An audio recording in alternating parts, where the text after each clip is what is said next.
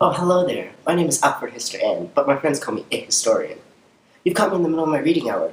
You know, one of my favorite things about literature is how it's a constant struggle to outdo what came before. The balance between depth and understandability is always in flux. I was just about to go through my 5 major literary time periods. Would you care to join me? What's this you do? How great. That's good to hear. Let's start back in time with old Shakespeare.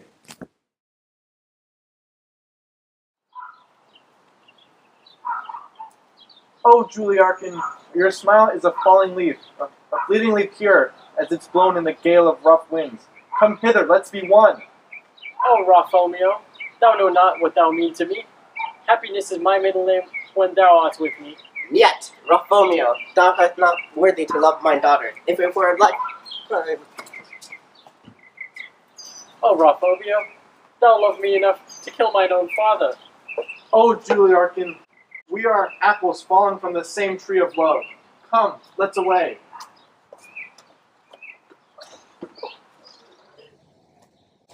Ah, young love. Our dears Julie Arkin and Normaphia seem to be deeply in love, despite only knowing each other for a short period of time. Back then, marriages were made for economic reasons. This seems off by today's standards. Our idea of love has progressed to a deeper and more emotional level. It's very clear to see these young fellows believe that they were in love, and I wouldn't doubt that they are. It's a different kind of love. This totally reminds me of some good old friends I have in the Transcendentalism Club. Those were the good old days. Even back then, some of the literature was getting sort of abstract. Why, I had a friend call himself a walking eyeball once. Here, let me give you a look.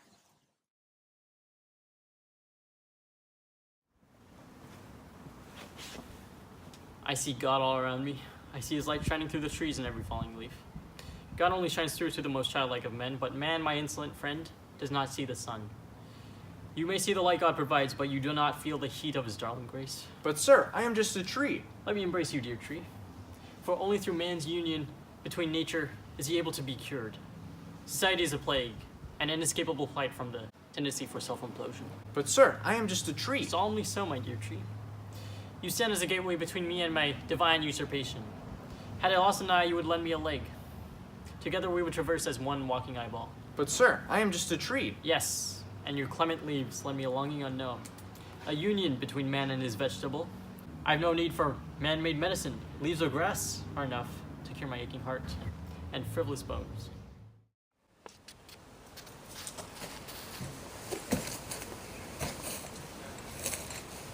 Now, what does that all mean? I really have no idea. That's why I left the club. The messages of the Transcendentalists are deep, but they are very difficult to understand. They took pride in being a reserved, select group, and as a result, the portrayal ends up coming as confused. This was one of the times that the scale tipped towards complexity and not accessibility. Really though, nobody likes that pretentious garbage like tree hugging nowadays in the 1800s. It's all about getting to the facts. Straight up, dog. Life is dirty, not some thesaurus of feelings, and art should show that.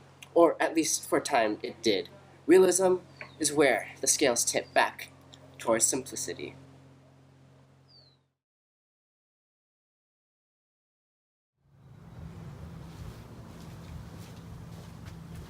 Hey Jim, what you got there? Hey, Hucko boy. I have a fine, fragile fruit right here. I'm thinking I'd like a bite of that fragile fruit. Take it, Hucko boy. Thank you, sir. Well, that's not a fragile fruit. What is it, Hucko? Let me tell you, it's not a fragile fruit.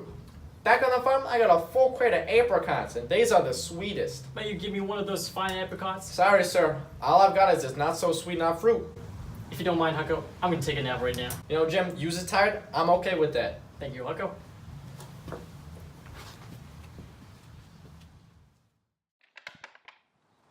Realism. A time where they didn't exaggerate the story or details. Unfortunately, this meant the ideas were left on the surface level. The stories were charming, yet they lacked the deeper complexity of earlier Romanticism and the modern absurdity. In 1960s, however, humanity was given the gift of Star Trek, commanding both a deeper grasp of emotion and accessible narrative. Star Trek stands out as an artistic gem.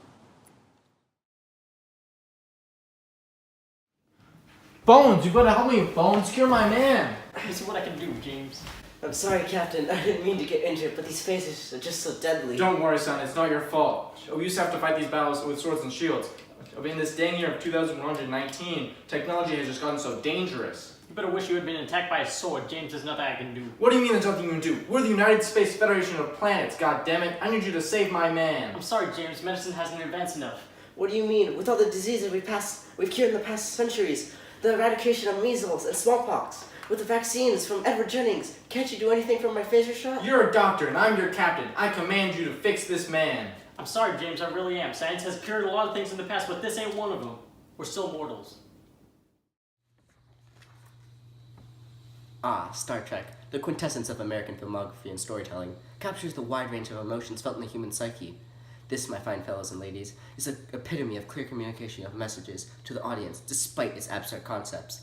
It was a fine show, and it delved into hundreds of topics in its limited 40-minute episodes. From love, tragedy, rejection, sympathy, war, turmoil, treachery, deceit, prejudice, heroism, loss, mortality, and above all, honor. Its presentation was a balance between understandability and depth, but this made the concepts a little too easy to identify. Absurdity.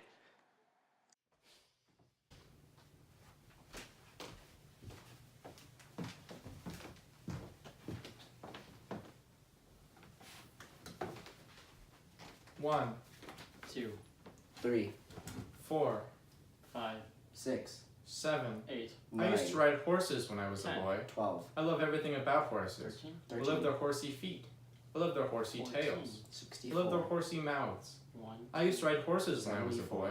3, I love their horsey feet. 21, 29, There are red horses. 4, 2, There are yellow horses. 74, There are blue horses. 66, 27, I'm not convinced to 72. buy a horse, 30, but I was 30. reminded that there were horses when I was a boy. 42, 41, There were horses when I was a boy. 40, 79, I love their horsey feet. 88, 81, I love everything 92. about horses. 73, 107, 1. 2, 6, Horse.